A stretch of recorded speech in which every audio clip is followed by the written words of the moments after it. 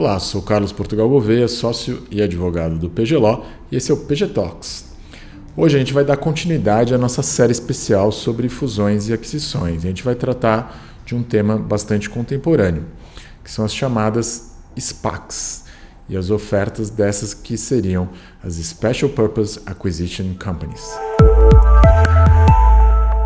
Em 14 de julho de 2022 foi lançado o chamado Marco Regulatório das Ofertas Públicas pela Comissão de Valores Mobiliários. Um dos aspectos mais interessantes desse novo marco regulatório foi justamente a resolução 160 da CVM, que acabou regulando as SPACs. E hoje a gente vai tentar entender melhor o que são justamente esse tipo de veículo e por que eventualmente existe algum tipo de problema na sua operação e talvez o que é mais importante dentro da nossa série, como que isso impacta o mercado de fusões e aquisições.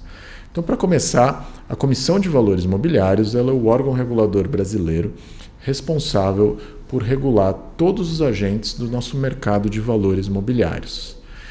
Então, um desses agentes, eventualmente, pode justamente ser as chamadas SPACs. O que são as SPACs? Então, o nome em inglês é Special Purpose Acquisition Companies. Então, o que elas são? Elas são companhias abertas que eram criadas sem ter um objeto de negócio específico. Isso é uma coisa que muitas pessoas podem achar estranho. Por quê? Porque quando você estuda direito societário na faculdade, uma das principais coisas que as pessoas vão dedicar uma parcela importante do curso para tentar explicar e entender é qual que é o objeto social das companhias. E o objeto social das companhias, no geral, é desenvolver uma atividade econômica específica. E se a gente pensar em companhias abertas, isso é relativamente relevante. Por quê? Porque para eu conseguir entender se um administrador está ou não cumprindo seus deveres fiduciários, a gente tem que saber qual que é a missão que ele tinha antes, ou seja, o que ele tinha que fazer quando ele assumiu esse cargo. Se você está falando de uma SPAC, eventualmente você não tem essa missão. Essa missão é adquirir outras companhias. E a questão toda fica sendo quais companhias, por qual preço, em qual mercado, com qual estratégia. Tudo isso se torna muito relevante e faz com que, de repente, essas companhias abertas passem a funcionar de uma forma muito parecida com um fundo de private equity. E agora a gente vai tentar entender quais são os benefícios disso, quais são as dificuldades e como o regulador brasileiro tentou apresentar uma solução para esses problemas. Em alguns mercados estrangeiros já existe uma experiência bastante longa com as SPACs, né? Então, na maior parte desses mercados, elas já existem há cerca de 20 anos. No caso brasileiro, não. É uma experiência nova que acabou de ser regulada. Acaba tendo alguns resultados curiosos, né? Um deles, que está presente na resolução 160, meio que uma nota de rodapé aqui, é o esforço do regulador em continuar usando a mesma sigla, né? Em inglês significa Special Purpose Acquisition Companies. E aí no Brasil eles traduziram como Sociedade de Propósito de Aquisição de Companhias. O que não faz tanto sentido porque ela não vai adquirir só companhias, né? Pode adquirir sociedades limitadas, em tese, mas vale aí o esforço de manter pelo menos a mesma sigla para que as pessoas entendam do que o regulador está falando. Mas no caso brasileiro, realmente no momento inicial do debate, existe uma reação muito negativa a essas SPACs, né? Muitas pessoas chamaram, por exemplo, as SPACs do IPO do cheque em branco, né? Ou seja, você fazer uma oferta pública para uma companhia que você não sabe o que os administradores vão fazer com o dinheiro. Mas um dos elementos principais das SPACs é que você precisa ter um foco muito grande no time de administração daquela companhia. A maior parte dos documentos, né, que se tornam públicos em relação às SPACs para oferta estão relacionados não ao que a companhia vai fazer no futuro, mas sim o que naquele conjunto de gestores fez no passado. Então, parte-se da ideia de que as boas experiências que eles tiveram no passado vão ser válidas em relação ao futuro. Então, aí é muito importante você ter sim uma transparência em relação a esse chamado track record dos administradores, porque basicamente as pessoas vão investir nessas pessoas partindo do pressuposto de que se elas tiveram boas ideias no passado e se elas foram bem-sucedidas, isso eventualmente possa acontecer de novo. Particularmente eu não vejo um problema com as SPACs, porque muitas pessoas falam justamente o que eu já tinha mencionado, né? Que as SPACs, por exemplo, não teriam um objeto social, que elas teriam um objeto social de holding, né? De adquirir participações em outras companhias. Isso fragilizaria o investidor. Mas a verdade é que, apesar de no Brasil as pessoas darem muito valor para esse conceito de objeto social das companhias, na maior parte das jurisdições estrangeiras esse conceito desapareceu. As companhias elas podem colocar como seu objeto social realizar qualquer tipo de atividade econômica que seja admitida pelo sistema legal, ou seja, qualquer coisa que não seja ilegal. Já existe essa ideia de que você teria nas companhias um cheque em branco para os administradores fazerem com ela o que eles eventualmente desejarem, ou seja, não é aí que existe efetivamente uma mudança. Mas elas são diferentes sim, porque justamente elas são companhias novas, elas são companhias que a gente chamaria pré-operacionais. E aí, nesse sentido, elas efetivamente demandam uma regulação diferente. E aí, como é que o nosso regulador, como é que a CVM preferiu regular as SPACs? Então, de acordo com a resolução CVM 160, as ofertas dessas companhias, quando forem pré-operacionais, elas somente vão poder ser feitas para investidores qualificados. E aí a negociação, né, dos valores mobiliários dessas companhias continuou sendo restrito por 6 meses, aí depois da primeira operação realizada com a companhia, ou seja, depois da sua primeira aquisição.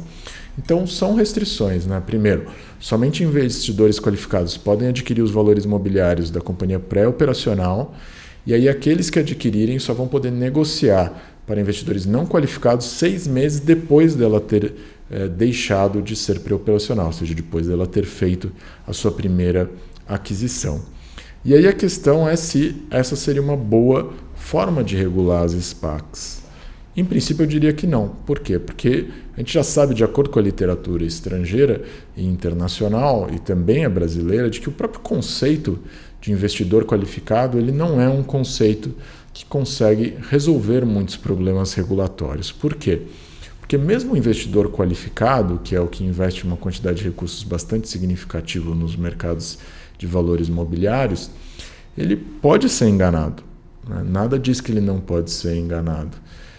A questão toda é qual que é a atuação do regulador. A meu ver, a CVM optou por uma resolução que eu chamaria passiva. Ela usa um conceito estático, que é o conceito de investidor qualificado, e ela acha que esse investidor que tem mais investimentos, ele vai ter mais experiência, ele próprio supervisionar melhor as SPACs.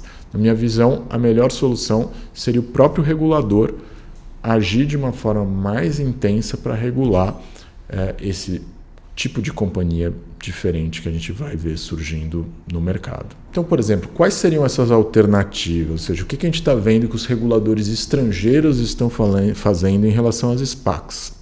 Então, uma das primeiras coisas que eles estão fazendo é exigindo uma maior transparência, ou seja, exigindo maior publicidade de todos os atos que estão envolvidos na operação da companhia. A segunda coisa que elas estão exigindo é uma maior responsabilidade dos subscritores, porque aí sim você tem determinados agentes do mercado que, diferentemente dos investidores qualificados, vão ter um maior envolvimento com o processo, ou seja, eles vão, por exemplo, se envolver de uma forma mais próxima do processo de due diligence da companhia para fazer a sua oferta inicial. E aí eles vão se aprofundar mais, por exemplo, no currículo de cada um dos membros desse conselho de administração, dessa diretoria, dessa nova companhia, para entender se de fato eles têm ou não têm aquela experiência, se eles foram transparentes, se eles foram verdadeiros ao tornar todas as experiências públicas.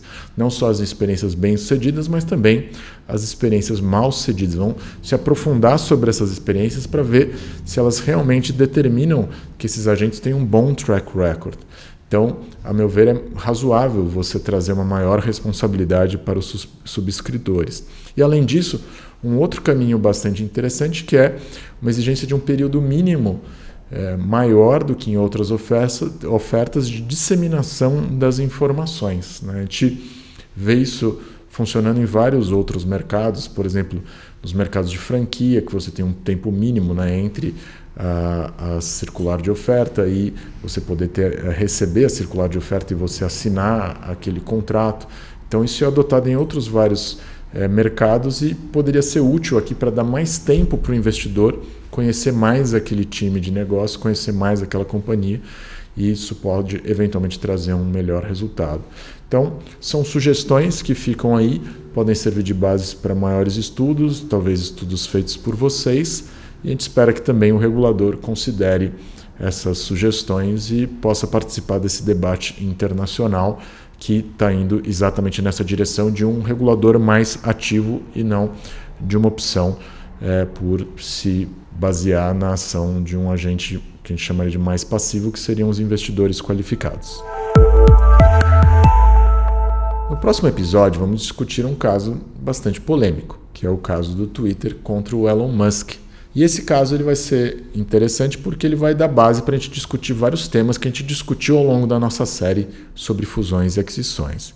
Então, por favor, para você não perder esse episódio, por favor, se inscreva no nosso feed para estar acompanhando não só esse episódio, mas também todos os outros do nosso podcast. Se você gostou do nosso podcast, de todas as nossas discussões, por favor, não deixe de nos seguir nas nossas redes sociais, no YouTube, no LinkedIn, no Instagram e no Facebook, e também nas nossas plataformas de áudio. E se você tem alguma sugestão de um tema, já que a gente está chegando no final dessa série, por favor, mande um e-mail para o info@pglaw.com.br. A gente vai adorar receber a sua contribuição e nos vemos aqui no próximo episódio.